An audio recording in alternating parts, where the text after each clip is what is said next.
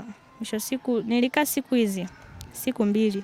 Siwezi kula, siwezi kuinuka kitandani.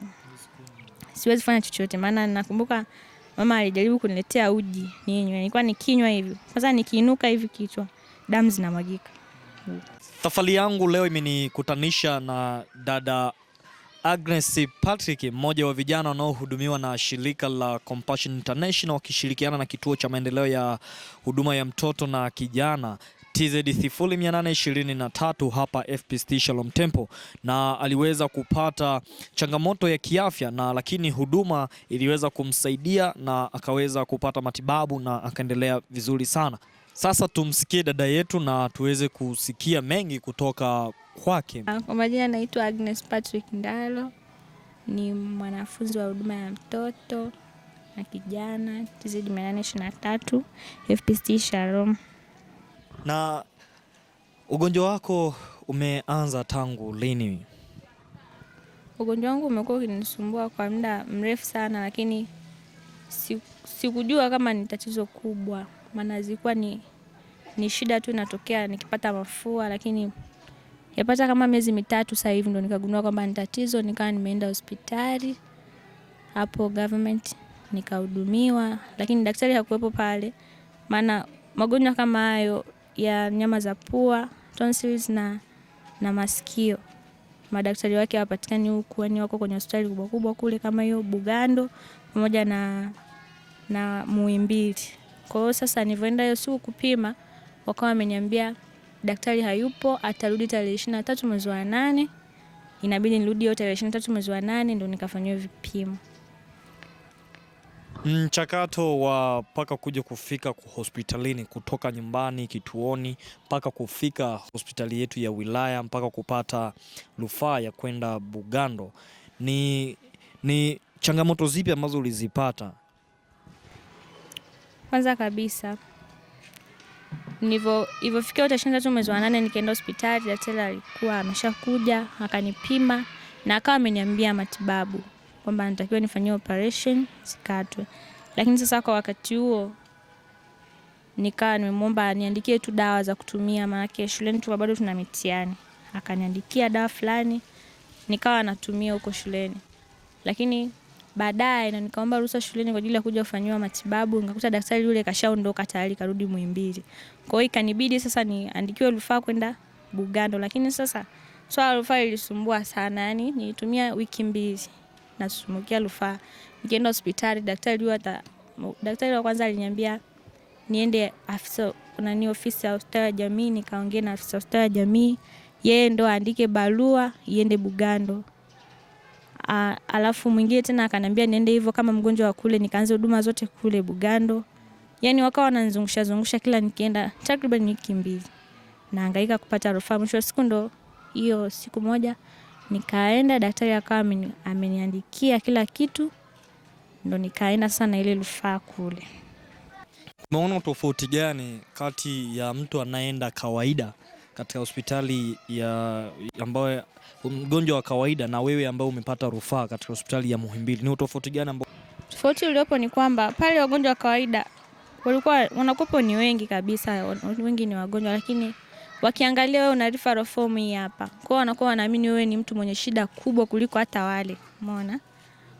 Wanachukulia shida yako ni kubwa zaidi, kwa hiyo unahudumiwa mapema kabla ya wengine. Sawa, inakuwa sio vizuri kikawaida kwamba umpite mtu uko kwenye foleni, lakini kwa sababu ile rufaa inakubeba, inakupeleka juu zaidi, unajikuta unaonana na daktari mapema na unahudumiwa mapema kabisa. Fika kule kwenye hospitali ya rufaa, kitu gani kikubwa au maajabu gani uliyaona kule? Kule kwanza ile hospitali ni kubwa sana. Yani ni eneo kubwa, yani nashindwa hata kuelezea, ila ni kubwa, ina ghorofa 10 na zimetengana vile. Wagonjwa pia kule ni wengi, lakini madaktari ni wengi, madaktari bingwa ni wengi. Kila ugonjwa, yani kule magonjwa yote yanatibika pale. Operation zote zinafanyika pale. Madaktari wapo wa kutosha na vyumba ni vya kutosha na huduma ni rafiki kabisa. Tofauti na huku hivi hospitali ya wilaya. Hivyo vyuma, moja ya chuma ambacho kiweza kukusaidia kukutibu ni chuma gani? Yani hiyo siku walinielekeza, nikaenda kwenye chumba cha CT scan, nikaingia. Wakaniambia nitoe vitu vya thamani kama eleni, cheni, nipunguze nguo zinazobana. Wakawa wamenilaza kwenye hicho chuma pale. Alafu ndo wakaniziba masikio. Kile chuma sasa, kile kifaa, ile mashine ndo ikawa inafanya inazunguka mwili wangu. Unasikia kabisa ni mwili umeingia hivi, alafu inafanya kuzunguka, inakuzungusha, yani uelewi. Mpaka unakuwa unasikia kizunguzungu. Alafu kuna arifa hivi ya baridi inapita, umeona? Mwishoni kabisa wakishamaliza kukupima kwa kutumia ile mashine, ndo unasikia wanaongea kupitia vile vya kuziba masikioni kama headphone hivi. Ndo unasikia wanaongea, amka tayari, ndo unainuka sasa. Unakuta ile mashine isharudi, imekuacha huru huko kwenye kitanda. Unashuka, basi ni hivyo. Na baada ya kutoka kwenye hiyo CT scan, nini uliona utofauti? Yaani baada ya kuingia na baada ya kutoka, utofauti gani uliuona? Tofauti uliokuwepo ni kichwa tu. Kichwa kwa kinauma sana. Kichwa kinauma, yani hata ilifikia hatua kuangalia hivi unaona kama unalazimishwa. Unakuwa unafumba macho. Mishipa ya kichwa inakuwa inauma. Nahisi ni kwa sababu ya ile hali yao inakuwepo mwili. Na sasa hivi unaendeleaje? Sasa hivi naendelea vizuri tu, namshukuru Mungu. Na umejifundisha nini baada ya mchakato wote huu, kuanzia ulipoumwa ukaenda hospitalini, baadaye ukapewa tena rufaa ya kwenda Bugando mpaka sasa hivi umepona? Yaani nini unaweza ukajifunza na nini umejifundisha, na wanaokutazama pia wajifundishe nini kupitia hii wewe? Nimejifunza vitu vingi sana kwa hospitali. Kwanza ndoto yangu mimi hapa ni kuwa daktari, unaona? Lakini siku zote nilikuwa nawaza kuwa daktari, sikuwahi kufikiria ni specialize kwenye nini hasa. Sawa ni daktari, ila ni daktari wa nini? Ila baada ya kwenda kule ndio nimejifunza sasa ni daktari wa nini ambao natakiwa ni specialize. Kwanza nakumbuka mpaka inafikia siku yenyewe ya kufanyia operation. Ilikuwa ni asubuhi mida saa 12. Daktari akanifuata, nilikuwa nimelala kitandani. Maana kabla operation hutakiwi kula ndani ya siku hiyo moja, hutakiwi kula. Kwa hiyo inakubidi ulazwe siku moja kabla operation ili wakuangalie usile chochote. Imefika siku ya operation, daktari akanifuata akanipa mavazi ya kuvaa special kwa ajili ya kuingilia theater. Ni magauni fulani hivi unavaa, nguo zote unatoa. Unavaa tu hiyo gauni juu, wanakupa na kofia na socks. Wakanipeleka kule theater, nikakaa saa 12, saa 1, saa 2 mpaka saa 4. Saa 4 ndo nikaingizwa chumba cha upasuaji. Nifika mule, kuta kitanda tu hivi kidogo na madaktari kadhaa wamezunguka pale. Nikaambiwa nilale pale, nikalala. Wakanichoma sindano moja ya mkono hapa. Wakanibandika huku mkononi, walinibandikia kitu, na mguuni wakanibandikia vitu vingine, na huku kifuani wakabandika vitu, huku tumboni kote wakabandika mashine zao hizo. Alafu wakasogeza mtungi wa oksijeni ile. Ile oksijeni ili kusaidia kwenye kupumua. Wameweka pale, wakaniwekea. Wameniwekea ule mtungi, lakini nilikuwa bado napumua vizuri. Umeona?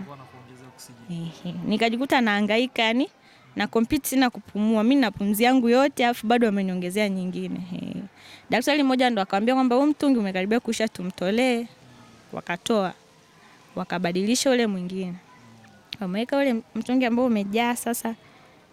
Ndo wakaniwekea hapo, ile sindano ilonichoma ndo ilikuwa imeanza kunipunguzia pumzi. Wakaniwekea ile oksijeni hapa na waangalia. Nikasikia tu anasema wanispray. Wakanispray nikalala. Umeona? Nimelala, kuja kushtuka, sijui ni saa ngapi, ila macho yalikuwa hayafumbui kabisa. Hayafumbui, nikawa tu nalia, maumivu nilikuwa nayasikia hapa. Kwa ni makali sana, nimelia, wakanichoma ganzi, walichoma ganzi 3 tena. Maumivu yakawa yamekata, baadaye wakanichukua wakanirudisha odini. Nirudisha odini, nilikuja kuzinduka ilikuwa saa 11. Ndio nikaamka sasa, nikaweza kufumbua macho, nikawa naweza kuona. Issue iliyokuwa kubwa zaidi ni kuinuka hivi. Kichwa kama kimeshikwa nyuma, yani nikaanza na kuinuka. Nilikaa siku hizi, siku 2. Siwezi kula, siwezi kuinuka kitandani. Siwezi fanya chochote, maana nakumbuka mama alijaribu kuniletea uji ninywe. Nilikuwa nikinywa hivi. Sasa nikiinuka hivi kichwa, damu zinamwagika. Sikuwa zinamwagika damu sana, alafu nikila, nikiweka hivyo uji. Hapa kama hamna kolomeo tena. Vinashuka, yani haviendi kabisa. Vinashuka. Yani vinafika tu hapa vinashuka, yani siwezi kumeza. haviendi, yani kama hamna kitu hapo vinamwagika. Maji nikiweka yanamwagika. Kwa hiyo nikapiga siku 2. Siri, sifanye chochote, hamna anachokunywa wala nini, nimekaa tu. Baadaye daktari ndo akasema inabidi watoe zile zilizokuwa hapa puani wanibadilishie, ndo nitaweza fanyaje kupitisha vitu, kwa sababu huku hivi pua na kolomeo vile vina uhusiano mkubwa sana yani. Kwa hivyo kama niziba pua ni kama wameziba kolomeo. Ndo wakawa amenibadilishia pale, ndo nikaweza kupitisha uji.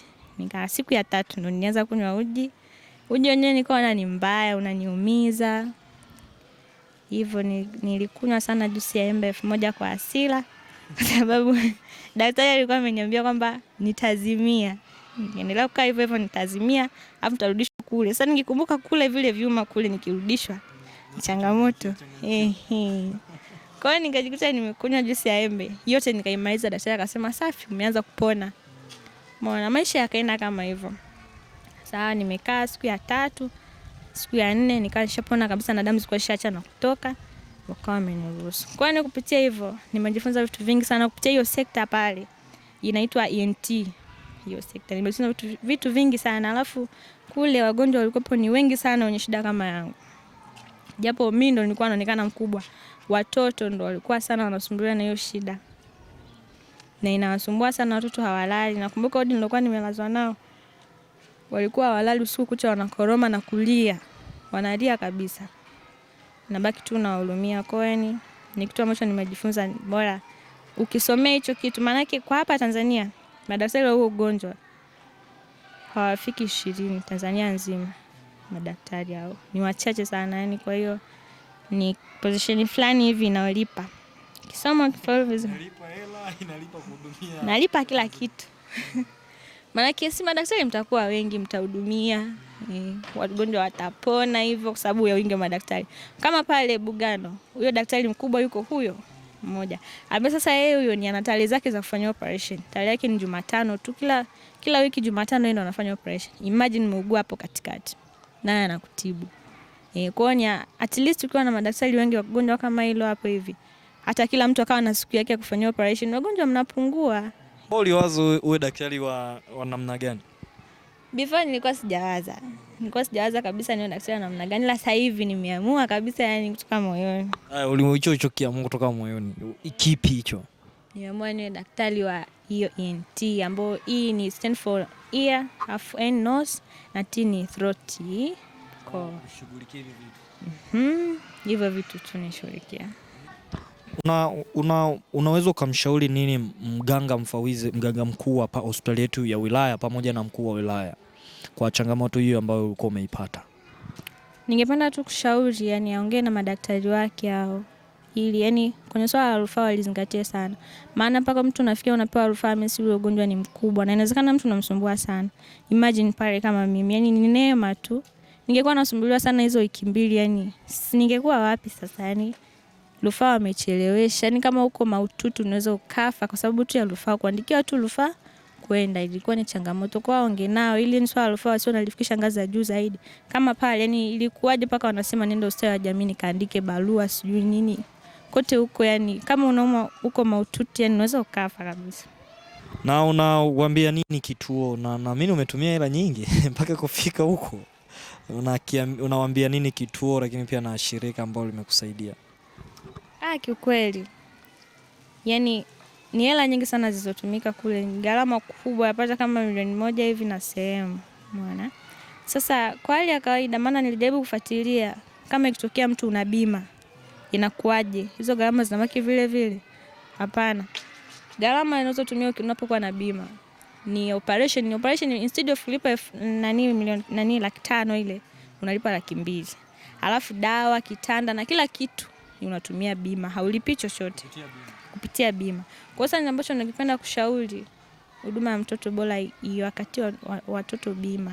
Bima inasaidia sana sana. Bima ambayo tunayo au bima kubwa? Bima kubwa ile 50,400. Ni muhimu sana ile bima. Inasaidia sana. Yani nilikuwa nikiangalia hata wagonjwa wengine waliokuwa kule hospitali ambao walikuwa hawana bima. Unalazwa, manake kulipia kitanda pale sini unalipia after ukeshaachiliwa pale ndio unaweza ukalipia. Kwa hiyo unajikuta ushamaliza huduma hata wiki imepita ila hauna hela ya kulipia kile kitanda. Unaendelea kulazwa. Na kama unavyojua hospitali ni hospitali. Unaweza ukaenda na ugonjwa huu lakini ukatoka na mwingine. Si ndio? Kwa sababu ugonjwa hapa ni tofauti tofauti. Lakini ukiwa na bima, wewe umetolewa leo unaondoka kwa sababu bima ishafanya kazi yake. Ushalipiwa kila kitu, unaondoka. Kwa hiyo ni muhimu sana bima, yani kubwa ni bima hivyo. Bima kubwa NHIF.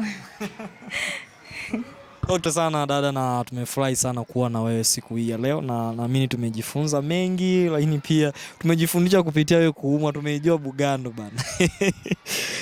Nilikuwa hapa na dada Agnes ambaye ni miongoni mwa vijana waliohudumiwa na shirika la Compassion International wakishirikiana na kituo cha TZ 0823 kilichopo hapa Nyohogo, hapa FPCT Shalom Temple. Na naamini umeweza kusikia mengi. Huyu ni kijana, naamini amekwambia mengi, amezungumza ugonjwa wake, namna alivyougua, namna alivyopata rufaa mpaka kufikia Bugando, na sasa Mungu amembariki, anaendelea vyema kabisa na ndoto kubwa ya kuja kuwa daktari kuhusiana na changamoto ambayo ameifikia hiyo. Kwa hiyo endelea kufuatilia ndoto yako, usikate tamaa. Tumejifundisha mengi, kumsihi Mungu kuwa karibu, lakini pia kuweza kupata ushauri wa kukata bima, na tumeweza kusikia mengi kadha wa kadha. Karibu sana uendelee kutufuatilia katika channel yetu ya Shalom Creativity, na hapa nilikuwa na dada Agnes. Karibu sana na Mungu akubariki.